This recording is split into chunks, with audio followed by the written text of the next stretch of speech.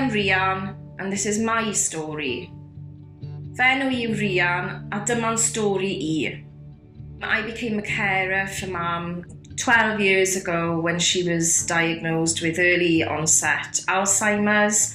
Slowly but surely, I think the caring role became the dominant role within our relationship, and I lost that sort of daughter-mum relationship quite quickly because the caring becomes the overbearing responsibility and role within that relationship.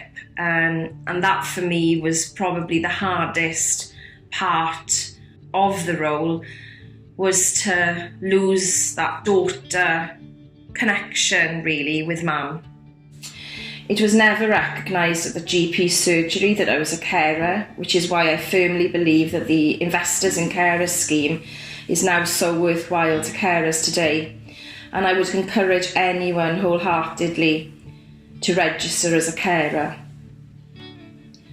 It was a few years before a social worker was assigned to devise a care plan for Mum, although a carer's needs assessment was never offered. And I now realise how crucial this is within the journey of a carer. Looking after your own health and well-being is truly vital. I can remember hearing a haunting scream before realising that it was me after a particular difficult and sometimes traumatic period of caring, when suddenly Mum didn't remember me as her daughter any longer, which remained from there on. I shut myself in the bathroom and gave the almightiest haunting scream. I was physically and emotionally exhausted, and now to all sense of purposes I had lost my identity as my mother's daughter. Nothing has quite ever hurt so much. For 4 years I had worked full-time, cared for Mum along with helping Dad. I was also raising my own family with my husband. 3 young children, and trying to balance this all was simply too much.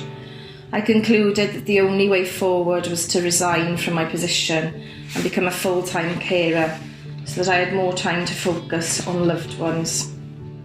This decision, of course, had a huge impact on my family's financially. Losing a secure monthly wage was not easy, and although we knew this would be a great loss, my husband supported me wholeheartedly. Support which I know I'm so lucky to have. He understood that my mum and my family were my priority, and I know for certain that if we had our time back, we would do it all again. However, I hadn't realised the impact it would have on me also as a person. I felt as if I had lost my identity. Notice how many times when people meet you for the first time, you're asked, "So what do you do for a living?" I would apologetically reply that I no longer work and I just cared for my mum.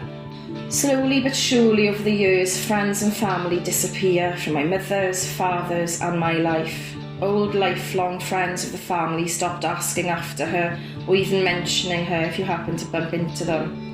And Mum stopped having birthday cards and Christmas cards over the years, as if she had already passed away, and this hurts to the core. A carer's role can be so isolating over the years. You lose contact with people, whether that is through lack of time and energy or through people choosing to walk away as your life is now in a too difficult box.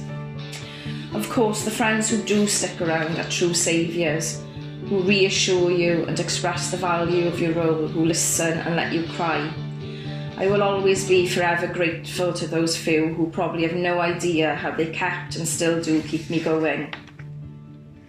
Of course, the caring role does allow you invaluable time with your loved ones, and there are moments over the years that I will be able to cherish and remember. Those special times together, the way she would clutch my hand to say thank you, a smile as something you've just said has tickled her, the grandchildren helping her with colouring and jigsaws, the sense of achievement when you've finally been able to support to alter her quality of life. I really do wish, though, that I had known about Carers Trust Crossroads, West Wales during the years I was caring for Mum at home. There are times where you do feel unbelievably overwhelmed, alone and isolated.